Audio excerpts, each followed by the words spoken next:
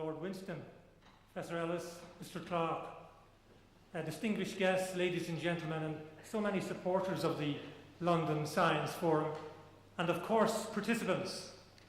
I'm delighted to welcome all of you here today to the opening of the 2009 London Science Forum. I would like to introduce the platform party, Professor Winston on my right, Professor Ellis, and Mr. Clark, who's the director of the London Science Forum. My name is Richard O'Kennedy.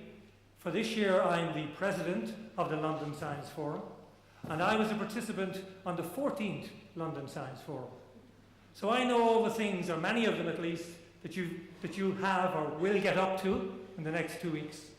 And I'm delighted to see you all here, because I know that you will have one of the most tremendous and life-changing experiences of your whole life.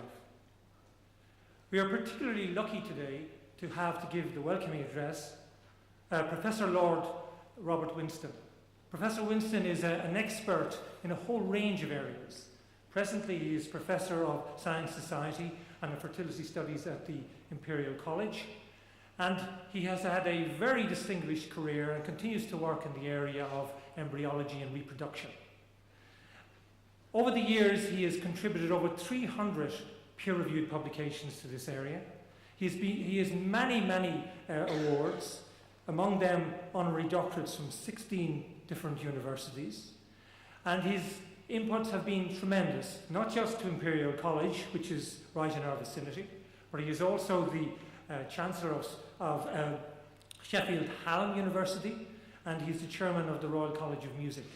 And he has received numerous awards for his work.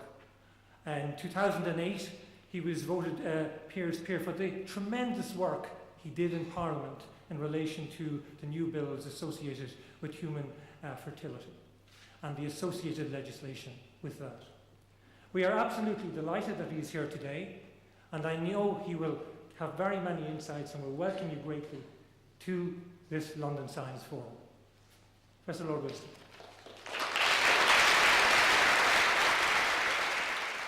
I want to argue that if you stretched a string from that speaker there over to that balcony and regarded that as a timeline and say that is the time since Homo sapiens has been on the planet 100,000 years or thereabouts, and you took another timeline, which is just that.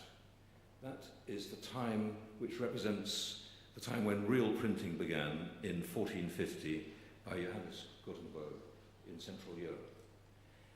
And it's really interesting to consider that although largely the genes of the brain in Homo sapiens haven't changed in 100,000 years, more or less that brain is the same, 1,450 millilitres. It's a little smaller for women, about 80 millilitres less, and that's because men are not prepared to ask directions to where they're going. Nonetheless, that brain has remained pretty well constant in its structure. But what has expanded in 550 years or so is the human mind, and it's expanding exponentially. So that whilst Shakespeare might well have looked over London Bridge in 1599 and said, this is going to look like this for eternity, now we do not know where science is leading us even in the next 5 years. That's a huge challenge, but it's a massive opportunity as well.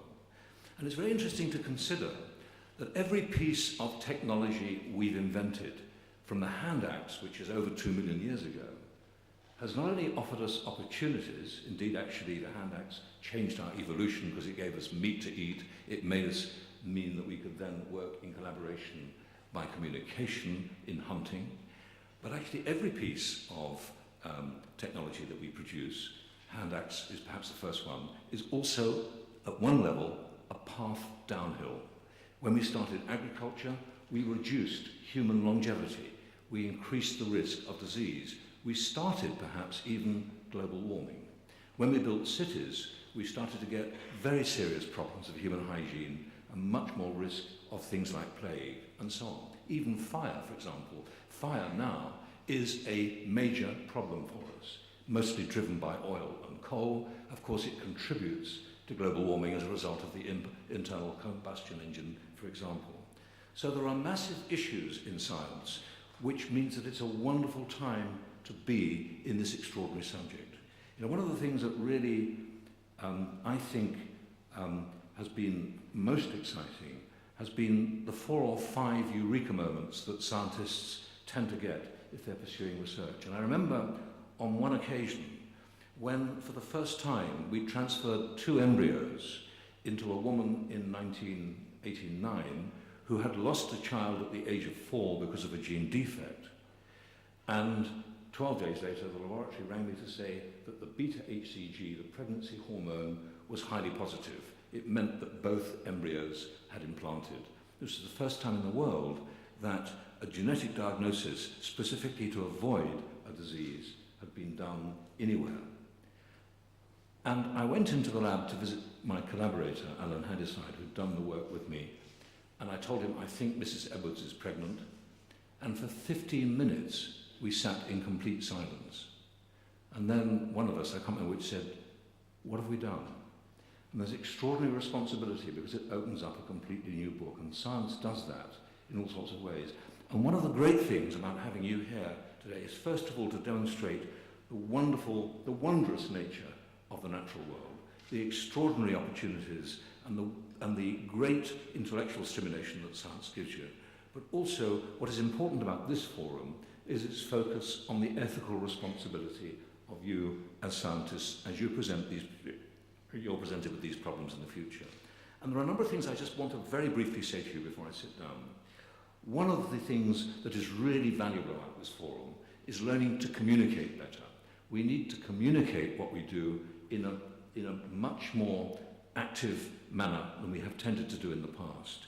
Secondly, we need to really look at the ethical relevance of the consequences of the science we do. And I think we need to listen much more to the public who actually own the science that we do in their name. Because actually, when you think about it, they pay for this science. And that listening process may mean that we will have to change our attitudes about what we're doing, because the science we do may well be to their advantage, but the consequences, of course, are borne by the society in which we live. And that's a very important point. And one of the things that I want to say, and one of the reasons why it's so wonderful to have Dr. Ellis here, is because the issue of collaboration, and there's no better model than CERN, for example, in the way international collaboration takes place. That's a fantastic example. If you ever go to Geneva and visit underground there, you will be incredibly impressed by the number of nationalities crawling over vast bits of apparatus. We face colossal challenges in science at the present time. They're obvious to you, I don't need to reiterate them. But this is a most exciting time as well as never before. Because the human mind has developed so rapidly, we have to understand our opportunities and also recognize how we deal with those challenges. So it is wonderful to welcome you to London this morning for this forum.